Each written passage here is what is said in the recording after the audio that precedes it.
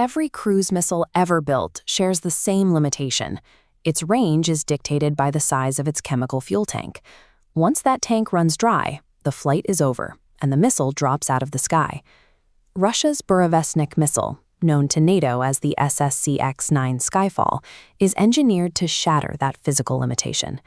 In October 2025, Russian officials claimed a Skyfall prototype stayed airborne for 15 hours, covering 14,000 kilometers in a single continuous flight. If those numbers are accurate, Skyfall represents a break in the laws of modern warfare logistics. Because traditional missiles rely on a finite supply of fuel, they must take predictable, direct paths to their targets. That predictability is what allows global defense networks to track and intercept them. An engine with infinite flight time changes the math. A missile could launch, loiter over the ocean for days, take massive detours, and eventually strike from an unexpected, undefended angle. That capability threatens to render multi-billion-dollar global missile defense shields obsolete.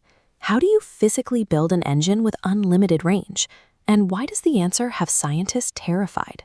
In the pursuit of a weapon that cannot be stopped, the engineering solution required to keep it in the air may carry a cost that is far more difficult to contain than the strike itself. To fly forever, Skyfall abandons the traditional chemical combustion chamber. Instead, it relies on a miniature nuclear reactor. The blueprints for this propulsion trace back to the Cold War, specifically to an abandoned American initiative called Project Pluto. Here is how the engine works. Instead of heavy liquid fuel, the missile scoops cold outside air into its front intake. That air is forced over the scorching nuclear reactor core, rapidly superheating. It's then blasted out the rear nozzle, generating thrust to fly indefinitely. While this engineering solves the logistical range problem, it creates a catastrophic operational byproduct. Researchers at MIT recently analyzed the physical reality of running an open-air reactor design in the atmosphere. Their conclusion points to a severe flaw. Because external air physically touches the intensely hot nuclear core, the exhaust leaving the engine is actively laced with radioactive particles and isotopes. As the missile flies, it constantly vents an invisible radioactive trail directly into the atmosphere, poisoning its entire flight path. This open-air radiation leak is exactly why scientists have dubbed the Skyfall a Flying Chernobyl.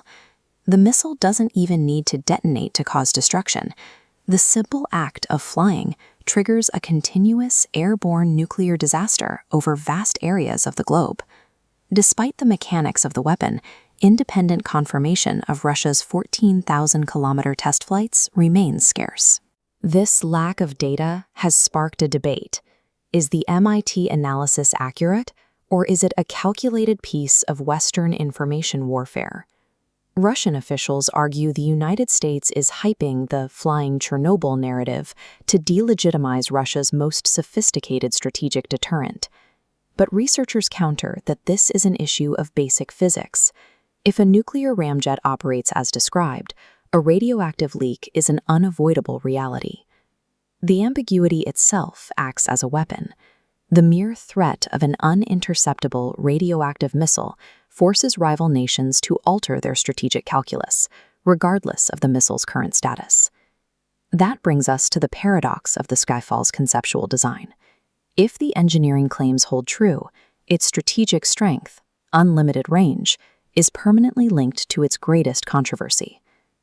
Deploying this weapon means accepting that severe collateral damage begins the exact moment it is launched, long before it ever approaches a target.